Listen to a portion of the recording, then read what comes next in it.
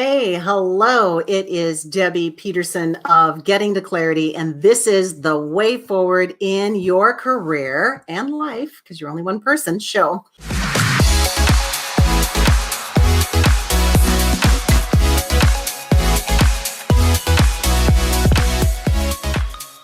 So this is for women leaders who want to create success without sacrificing everything that means anything to them. And today we're going to talk about a topic: how do you create more joy at work? So, it could be that your career is smooth sailing, that everything's going the way that you want it to, that maybe it's that you're in rough seas, so to speak, and things are a little bit choppy and not working too well, and sometimes you really don't have any control, or think you don't, when the winds of change come and blow things up into uncharted territory. So, okay, enough with the metaphor. But you are the rudder in your career in life. Well, I guess I wasn't done with the metaphor. But anyway, it is you keeping you centered and on balance. I just did a client event, and, we talked about really creating career success on your terms, and that you're the only one who can decide what that is and when you got there. So when it comes to joy at work, so I've seen so many situations with clients and, for instance, executives that, there's no balance whatsoever, that they have gotten to the point where something's got to give, because it's just, there's no boundaries at all between work life and home life, that they're just at work or on work all of the time. And it's really starting to affect them. And, there are other people that I have worked with that, they've been in an organization and they've been really happy. And then there's been a leadership change. And that leadership change has really shifted the culture of the organization and how they experience that organization, but in sometimes even in a way that's toxic. And I know I have been through that myself. At one point in my corporate career, a job that I really enjoyed, there was a shift in the executive level. And the person wasn't a good fit for the organization. And the more that became apparent, the more things started to unravel, and the more the personality started to change and the environment started to change. And it just got very toxic. And even though I heard myself saying, oh, I don't want to be here. Maybe I could work from home. Even though I would drive into work and just looking at the building, I would just go, oh, I still didn't do anything about it. And I ended up making myself really sick. So it's just, life is too short to do work that steals your joy. And so I want to share with you some tips, because you may be in a place where you are just consistently stressed, that you are consistently overwhelmed, that you kind of don't even feel like yourself. And how do you get out from under that? How do you become your rudder and guide yourself to smoother waters again in your career? So the first tip that I want to share with you today, because I'm all about sharing tips and strategies, I want you to leave with something that you can actually do. The first tip is that happiness at work, whatever it is that you are doing, it's whatever it means to you. It's not what it means to anybody else. It's not somebody else's vision. That would be a hand-me-down. This is about what you want to create, what is fulfilling to you.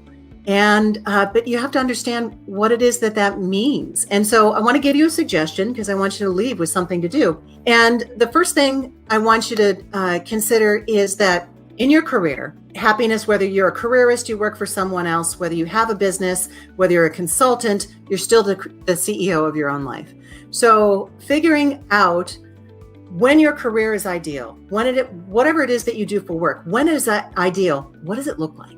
What does it look like to you? And we don't often give ourselves the space or the grace to figure that out. So take some time, find a quiet corner, set a timer for 5 minutes, and just dive into it and figure out what that means to you when things are ideal.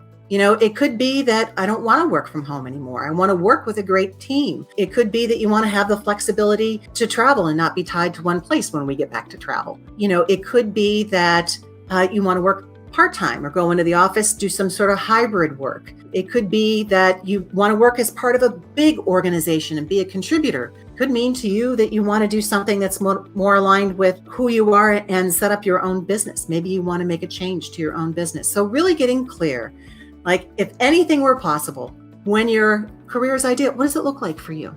And how does it fit in with your life? So asking yourself that question, get a journal, write down your answers, just explore it. The second thing, or the second piece of this first tip, is that maybe you don't know what's out in front of you. But you just know that where you're at isn't where you want to be, that people are getting on your last nerve. You don't like the people that you work with. It's a toxic environment. If you find yourself saying, where I am isn't where I want to be. So every time you say that, pivot it. What is the positive opposite of that? And explore it. So if you are stuck, what does it look like to be unstuck? If you are frustrated, what does it look like for you to be happy or fulfilled? If you feel that you have no life of your own, what does it look like when you do have a life of your own, separate from your career? So you want to go to the opposite of it. So these are simple ways to uncover a focus that's forward. Secondly, who are the people that are stealing your happiness or joy at work? And what is it that they do to you?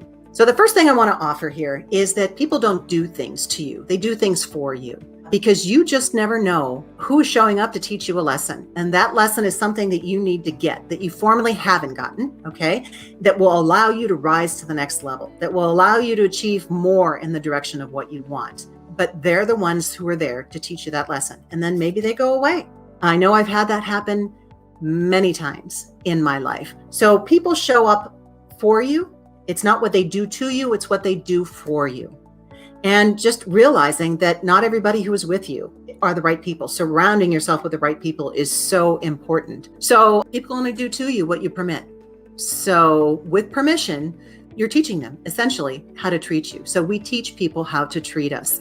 And, we train them by letting things slide, not saying something, not speaking up when we think that we should or we know that we should, even little things. So when you don't assertively stand up for yourself, for your values and your beliefs, then they get away with it. And at that point, they have the power. So you need to take that power back. If you're blaming someone else, so if you're pointing a finger at someone and saying, they're making me miserable, I can't stand working with them, they are the ones who are not allowing me to get to the next level, they're keeping me from what I want, then pay attention to where the other three fingers are when you're pointing that finger. It points back at you, which is where the responsibility lies. Because you are good, you are really good, but changing other people isn't really something that most of us are very good at, okay? So it all resides with changing how we react to them, how we show up as a result, okay? So if you're pointing the finger at someone else, really consider what your role or your responsibility is in that, because you're taking all of that focus and you're putting it on them instead of putting it on you and what you want. And I want more for you than that.